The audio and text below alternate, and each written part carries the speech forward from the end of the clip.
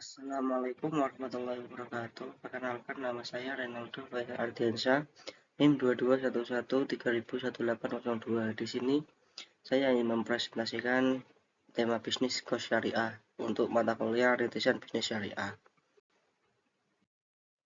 Pertama, latar belakang.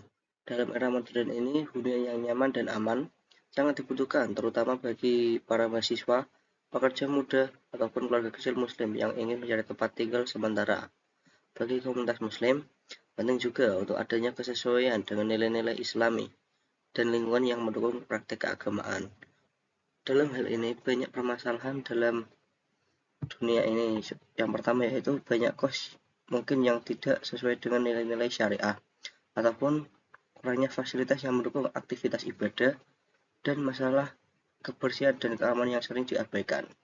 Oleh karena itu, untuk menjawab kebutuhan ini, muncullah gagasan ide kos syariah, sebuah model hunian yang mengintegrasikan kenyamanan, keamanan, dan nilai-nilai syariah dalam setiap aspeknya.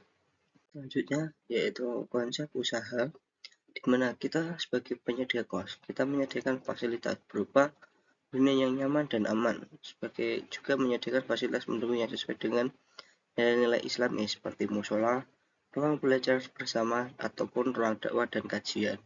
Penerapan manajemen yang profesional dan pelayanan yang ramah, menciptakan lingkungan sosial yang positif dan mendukung kegiatan keagamaan, di mana itu menjadi salah satu unique value kita karena kita mengintegrasikan nilai Islami dalam hunian ini. Dan juga target pasar kita juga spesifik, seperti adanya pada mahasiswa ataupun pekerja muda dan keluarga kecil muslim yang sedang mencari hunian sementara. Selanjutnya yaitu segmentasi. Yang pertama, demografis. Penghuni kita berfokus pada muslim usia di antara 20 sampai 50 tahun. Geografis kita yaitu di Jepara, dekat pusat aktivitas yaitu seperti pusat perbelanjaan, pusat bekerja, dan tempat kuliah. Untuk psikografinya yaitu nilai dan keyakinan, yaitu mereka yang mencari hunian yang sesuai dengan prinsip syariat dan mendukung gaya hidup Islami.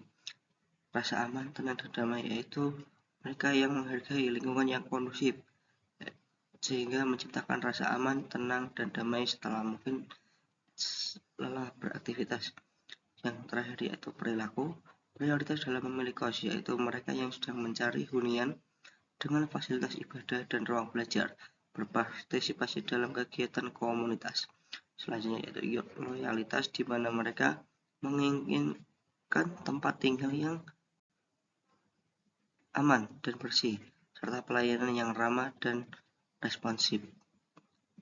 Selanjutnya yaitu target pasar, di mana yang pertama kita adalah target pasar kita adalah mahasiswa muslim, di mana mereka yang ingin mencari tempat tinggal di sekitaran kampus.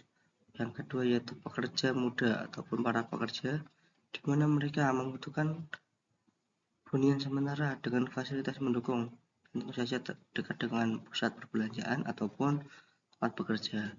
Selanjutnya yaitu keluarga kecil muslim, yaitu di mana mereka yang ingin tinggal di lingkungan yang mendukung nilai-nilai Islami, yang ingin hidup mandiri dari keluarga. Mereka yang baru menikah ingin mencoba hidup mandiri dari keluarga besar, mereka bisa mencari kos syariah.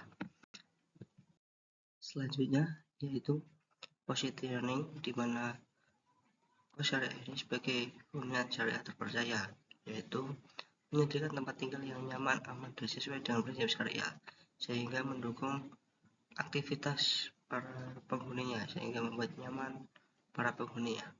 Kedua yaitu lingkungan Islami yang kondusif, seperti fasilitas yang mendukung ibadah dan pendidikan agama, ideal untuk belajar dan beribadah dengan aman dan nyaman. Pelayanan yang berkualitas, di mana tim pengelola yang profesional dan ramah siap membantu kebutuhan para penghuni di segala aktivitasnya. Selanjutnya yaitu strategi pemasaran. Yang pertama yaitu pemasaran digital. Kita memanfaatkan teknologi media sosial ataupun website resmi untuk menjangkau target pasar secara luas dan efektif, di mana kita bisa mengilatkan kos syariah ini melalui media sosial seperti Facebook, Instagram, TikTok, ataupun X. Untuk kedua yaitu event dan kegiatan, di mana kita mengadakan acara yang relevan dengan target pasar yaitu seperti mahasiswa, pekerja muda, dan keluarga kecil muslim yang ingin mencari hunian sementara seperti adanya kajian, seminar, ataupun kegiatan sosial lainnya. Yang ketiga yaitu kemitraan strategis, yaitu kita menjalin kerjasama dengan kampus, komunitas muslim, dan perusahaan-perusahaan yang memiliki kesamaan nilai, yaitu menerapkan nilai-nilai syariah untuk para pekerja, mahasiswa, ataupun keluarga kecil yang ingin mencari hunian sementara. Selanjutnya yaitu marketing mix 7P, di mana P yang pertama yaitu produk, yaitu kos syariah ini menawarkan hunian dengan 30 kamar yang nyaman dan aman. Tentunya untuk kos ini kita terpisah, 10 untuk kamar perempuan khusus, 10 untuk laki-laki, dan 10 untuk para keluarga muslim kecil baru, di mana itu terletak berpisah gedung sehingga tidak terjadi antara campur aduk antara laki-laki dan perempuan yang bukan muhrimnya. Dengan fasilitas yaitu tempat parkir yang luas, lingkungan yang kondusif untuk belajar dan beribadah, adanya ruang belajar bersama, tempat kajian dan dakwah. Untuk harga yaitu tarif kita terjangkau per kamar yaitu selama sebulan, yaitu kita tarif yaitu 1.300.000-an dengan diskon untuk sewa jangka panjang dan promosi musiman. Ketiga yaitu tempat, di mana lokasi kos syariah ini strategis seperti dekat dengan pusat aktivitas para penghuninya seperti tempat bekerja, tempat kuliah, ataupun tempat perbelanjaan. Yang keempat yaitu promosi. Promosi dilakukan melalui media sosial, event, dan website. Tentunya untuk menjangkau pasar yang lebih luas. Yang kelima yaitu orang atau people, staff yang profesional dan ramah yang selalu akan mendukung responsif terhadap keluh kesah para penghuninya. 6 yaitu proses pendaftaran dan pengaduan dapat dilakukan melalui sistem aplikasi KOS sehingga memudahkan para penghuninya dalam melakukan pengaduan ataupun ingin pendaftaran melalui sistem. Yang ketujuh yaitu bukti fisik, desain gedung yang bersih dan menarik serta fasilitas yang terawat menjadi bukti kualitas hunian ini. Selanjutnya itu rencana biaya. Yang pertama, analisis laporan keuangannya, yaitu estimasi modal awal kita, yaitu biaya pembelian tanah sekitar 600 juta rupiah.